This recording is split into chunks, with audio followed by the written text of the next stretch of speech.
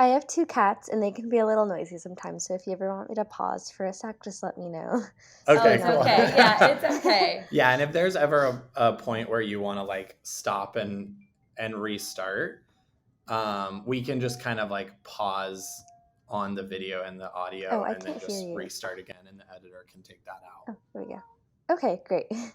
Okay, Awesome. cool. Okay. Shall we get started? Yes. Looks like we're good to go. Okay. Okay. Do you want to start? Okay. Hi, everyone. Thanks for joining us on Close to Home. I'm Tracy Erickson. And I'm Brennen Klaus, and we are super excited today to have Hana with us, who is the owner and visionary behind Shikorina, which is an amazing new pastry shop. Would you call it a pastry shop? Yeah, that's correct. Okay, pastry shop in the Central District, located right on 25th and Union, and right in our neighborhood. So welcome, Hana. Tell us a little bit about yourself. Thanks so much for having me here, guys. So I'm Hana. I'm 23 years old, and I was born and raised in Seattle. And back in October, I started Shikorina Pastries. Nice. Awesome. And what inspired you to do that? Ever since I was a child, I always had a big passion for making pastries and baking, and I just loved the way that food brought everyone together, and that making pastries allowed me to kind of develop and show my creativity. But I never really had the opportunity to really grow those skills professionally and really know how to make things from scratch and really, make things, oh, and just really, make things from scratch in the kitchen. So when I found the Pastry Project, which is, some other guests you guys had on the podcast earlier, from what I've heard, I decided to apply for their program, and they accepted me as a participant in their first cohort. And that's where I really realized that, this is what I wanted to do with my life and where my passion came for starting Shikorina Pastries. That's awesome. So she actually went through the Pastry Project. Which is so cool. Such a funny tie, small world of Seattle. It is. And I know a little bit more about you because I heard about Shikorina through a friend, but you actually were at Stanford before the pandemic started, correct? Mm-hmm. So you were studying. Yeah, so I was at Stanford.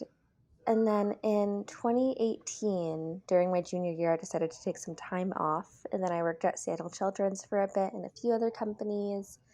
And then I found the Pastry Project. And then that's when I really joined the culinary industry. And then during the pandemic, while I was in Seattle, I did take some classes online for a bit. And then I decided to go full-time with Shikorina Pastries. Awesome. And so now you're open and operating. How long have you been open? We've been fully open since June, so not very long yet, about 2 months. Yeah. But back in October, we started doing pickup orders for custom cakes and a few other items to help raise money to get us fully open. Awesome. Nice. Okay. So you use the pickup orders from cakes to start basically funding the business. Is that right? Correct. Yeah.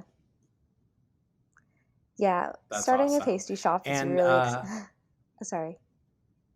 I was just starting a pastry shop is really expensive. So, the support that people gave us before we were fully open was really helpful, and we couldn't have done it without it. That's awesome. And tell us a little bit about your space and how you found your space and, why you chose the Central District. Yeah, so my friend and I, we were just, with a lot of people, I think during COVID, just started browsing online and just looking at fun houses and just like kind of dreaming, like looking at a dream house. And I found this property on 25th and Union that was for sale, and it was just absolutely stunning. And it was a triplex, and it seemed like a really good investment, and my friend was really interested in it and had been on the market for a bit because of the commercial unit that didn't have a tenant, which was really risky during a time like COVID.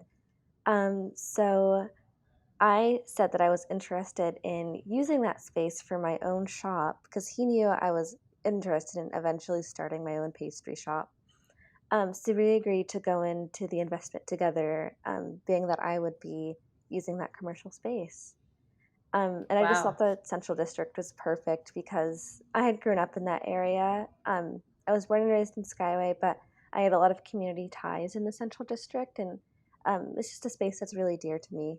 So it's amazing to be able to be part of that community. That is That's awesome. awesome. And the commercial space actually has like a walk up kind of window. Is that correct that you're serving out of, or you can if you want? Yeah, so it's a beautiful space and it features a lot of sitting area, and I eventually want it to be a community space for people to utilize. But in the meantime, my dad helped me put a window in the front. That way we can stay safe and have people just do walk-ins. And so there's no seating yet, but hopefully with things getting safer, hopefully soon we'll be able to open that up. Yeah. And why don't you tell the people a little bit about what you're baking and what you're offering at Shikorina? Yeah, so we offer all sorts of pastries. We do cakes, custom cakes, cupcakes, cookies, brownies, cheesecakes, pies, you name it. We probably do it. Are you getting hungry? Yeah, I'm hungry. To me, really, yeah, Brennan's salivating over here. Yeah. So I just love exploring and just trying different pastries and just seeing what works and what people like. And we put a really big emphasis on trying to be as inclusive as possible, and just so we have something for everyone. So we do offer vegan and gluten-free, and we're hoping to expand our options soon as well. Everything we have is organic. We really prioritize using the best, most quality ingredients we can find. And, first and foremost, we try to work with the most local suppliers that we can. So we're also supporting other local small businesses. Um, yeah. We also Great. That's have a awesome. big emphasis on sustainability too. So, working with small businesses really help us with that. So we're not shipping from all over the world or even from the other side of the United States. So that really helps too, since, being environmentally conscious is important to us. Yeah. What are some of the most popular things that you're selling currently? Definitely our strawberry Pop-Tarts. Definitely a Oh, favorite of mine. Yeah. I grew up I grew up on strawberry Pop-Tarts. It was just something I constantly, when I got into like elementary school, we had all the time. I just remember going in for the free breakfast every morning and getting Pop-Tarts. oh my And gosh, my then, kids would love that. yeah, and I would eat one and then save one for later because my little brother, who wasn't in Oh, school yet, he would always want one too when I got home. So we would always oh. share it. So it was a special time for me and my siblings. So it was really amazing to, bring that into my pastry shop because it definitely has some sentimental value for me. Oh, that's awesome. Yeah, that's cool. We need to go there just to get that. Yeah, Yeah. it's pretty good. Yeah. We use our homemade organic strawberry jam, the same one you find in our Oh, cakes, which is really popular. And then we yum. use India Tree Sprinkles, which is another local company and who uses all plant-based dyes. Wow. How many employees do you have? We have two. Okay. Actually, the brother I was speaking of, he was working for me for a little bit. He actually helped me get started, and he was my first employee, but he goes to Wazoo. He's studying nursing, and he's leaving for school actually today. So Oh, Saturday yeah. was his Yeah. last day. Yeah. But then Okay. I do have two other employees. I have someone who works front of house, and then another employee that works back of house and helps me bake the pastries. So what are baker's hours? I mean, is it like you're there in the middle of the night baking, getting ready for the morning, or how does it all work?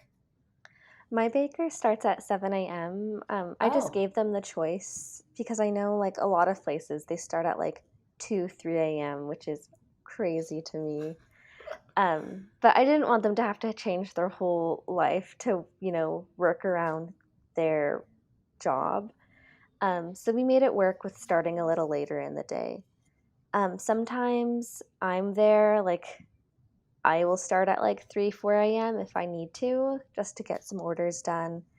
But it really just depends. Like I, there are times where like I sleep in the shop because I'm like, okay, I'm working here till 4 or 5 a.m. and I start again at like 6, 7 a.m. oh But yeah. that's just kind of the life of being a business owner, and some days you just gotta put in the long hours. We should start Yeah. sleeping here. No, no thanks. Don't This recommend room's it. comfortable. Come on. I actually used to live right above my shop up until a couple weeks ago, but I realized it was just I was way too close to where I work, and I was like, I need some separation between, work and home. But Yeah. I'm still working on that, just trying to give myself a little more of a personal life. Yeah. Yeah. And that you mentioned before, the space you're in actually was used as more of a community space, or you'd like it to be used as a community space, but it was before, correct? Absolutely. So before Shikorina Pastries was actually, I'll wait until the Yeah. ambulance passes. Perfect. Thank you. Of course. All right. Should I go now? I don't know if you Yeah. guys can. So before Shikorina Pastries was in the commercial space, there was an AA Resources bookstore, Unity on Union, and they hosted a lot of meetings for local anonymous groups and offered a lot of resources for people battling addiction. And the residential units were used to help people that were needed a home while they were working on getting clean. So we're really trying to, we're trying to honor that legacy as much as we can.